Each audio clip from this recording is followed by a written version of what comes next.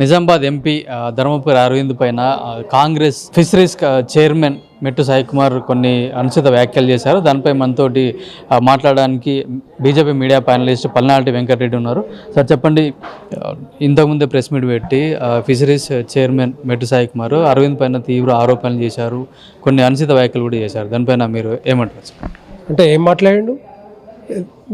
ముఖ్యంగా ఇప్పుడు ధర్మపురి అరవింద్ గారు 2 సార్లు పార్లమెంటు సభ్యులు. వాళ్ళు ఎలక్షన్లో ప్రత్యక్షంగా గెలిచి వచ్చిన వాళ్ళు. వారు ఫాదరు పీసీసీ ప్రెసిడెంట్గా 2 సార్లు పీసీసీ ప్రెసిడెంట్గా సమైక్యాంధ్రప్రదేశ్లో వారు తెలవని వాళ్ళు ఎవరు లేరు ఇక్కడ. ప్రెసిడెంట్గా శ్రీనివాస్ గారు కానీ వారు ఇప్పుడు అరవింద్ గారు కానీ. అలాంటి వ్యక్తి మీద నీ ఇష్టం వచ్చినట్టు మాట్లాడుతుంది నాకు అర్థం కావట్లేదు. ఏం మనిషివేనా నువ్వు? ఏమన్నా ఒళ్ళు దగ్గర పెట్టుకొని మాట్లాడాలి. పిచ్చి పిచ్చిగా మాట్లాడతారా? ఒక పార్లమెంట్ సభ్యుని మీద ఇష్టం వచ్చినట్టు మాట్లాడుతుంటారా? ఆ విధంగా మాట్లాడడం కరెక్టేనా?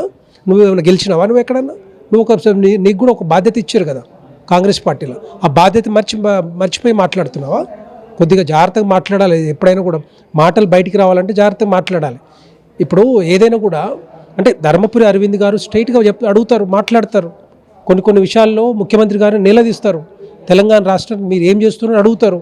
తప్పే ఉంది దాంట్లో. అడిగినంత మాత్రాన ఇక నీ ఇష్టం వచ్చినట్టు పిచ్చి పిచ్చి మాటలని మాట్లాడుతుంటారా? నువ్వేమైనా చూసినావా ఆయన దగ్గర ఉండి? నువ్వు ఎక్కడైనా పోయి చూసినావా?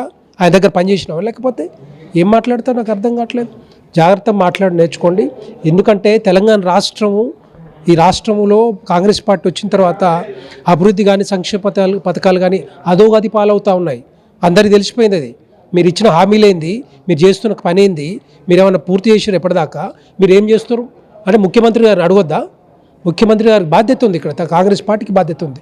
ఆ విధంగా మీరు ఎట్టి పరిస్థితుల్లో దాని మీద మాట్లాడండి. ఏమన్నా విధానాల మీద మాట్లాడండి. కేంద్ర ప్రభుత్వం నుంచి ఏమైనా వచ్చే ఫండ్స్ కూడా గురించి మాట్లాడండి.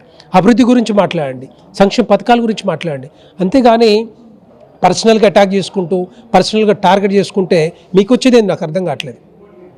ఏమన్నా ఇదే ఒక జాగ్రత్తగా మాట్లాడడానికి ప్రయత్నం చేయాలి. ఇంకొకసారి మాట్లాడితే ఊరుకునేది లేదు. ఎవరు కాదు, మీ కాంగ్రెస్ పార్టీ ఎవరు గెలిపించారో వాళ్ళే దగ్గర రెడీగా ఉన్నారు మిమ్మల్ని ఓడించడానికి.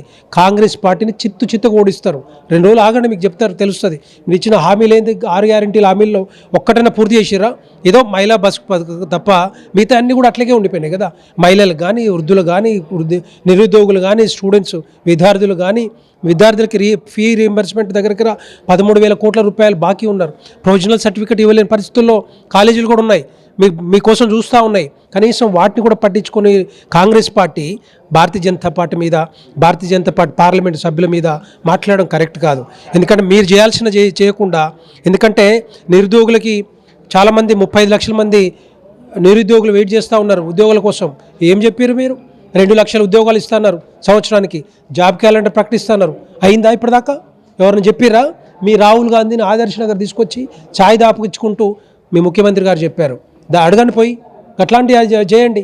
మీరు అనవసరంగా దీని నుంచి చెప్పేదిగా వీళ్ళని టార్గెట్ చేసినంత మాత్రాన మీకు ఏదో మైలో చూస్తున్నట్టు. మీకు డెఫినెట్గా మేము అడుగుతూనే ఉంటాం, ప్రశ్నిస్తూనే ఉంటాం. భారతీయ జనతా పార్టీ ఇక్కడ ఉన్నది ప్రతి ఒక్కదాన్ని, కాంగ్రెస్ పార్టీని కానీ అంతకుముందు బీఆర్ఎస్ పార్టీని కానీ ప్రశ్నిస్తూనే ఉంటాం. మేము అధికారంలో వచ్చాం. ఎందుకంటే 2 పార్టీలు కూడా ఫెయిల్యూర్ పార్టీలు. ఇక్కడ 2 పార్టీలకు అవకాశం ఇచ్చారు. అవకాశంని సద్వినియోగం చేసుకోలేదు. కేసీఆర్ గారు ఇష్టం వచ్చినట్టుగా నీళ్లు, నిధులు, ఉద్యోగాలు అనుకుంటే అవి మొత్తం కూడా అధోగతి పాలైనాయి. ఇప్పుడు కాంగ్రెస్ పార్టీ వచ్చింది. కాంగ్రెస్ పార్టీ కూడా గది చేస్తూ ఉంది. వాళ్ళ అడుగు జడల్లోనే కాంగ్రెస్ పార్టీ నడుస్తూ ఉంది. మీకు కొత్తగా చేసింది ఏంది? ఒక ధర్మపురి అరవింద్ను హైదరాబాద్లో తిరగనీయం, నిజామాబాద్లో తిరగనీయం, ఎట్లా కాలు పెడతాడు చూస్తామని కూడా హెచ్చరిస్తాను. ఎవడయ్యా జాగిరి నాకు అర్థం కాదు. నువ్వు పోతావా? నువ్వు హైదరాబాద్లో ఉంటారా? ఇదేమా మాట్లాడేది? హైదరాబాద్ నీ సొత్తా? అయ్యే సొత్తా ఏమన్నా? ఇది కాదు, తప్పు. ఇది ఎంత కూడా హైదరాబాద్లో అందరు తిరుగుతారు. నువ్వు కాదు చెప్పేది. హైదరాబాద్ 100 సార్లు వస్తారు, 100 సార్లు వస్తారు. ఆపు, చూస్తాం, దమ్ముంటే ఆపు. ఇట్లాగే ముఖ్యమంత్రి గారు ఇంతకుముందు కూడా అదే విధంగా అన్నారు. కిషన్ రెడ్డి గారిని కూడా మాట్లాడారు, మేము హైదరాబాద్కు రాని. ఎవరైనా నాకు అర్థంగా హైదరాబాద్ దాటి మీరు పోగలుగుతారా? భారతీయ జనతా పార్టీ తలుచుకుంటే ఆ విధంగా అంతకంటే ఎక్కువ చేస్తుంది.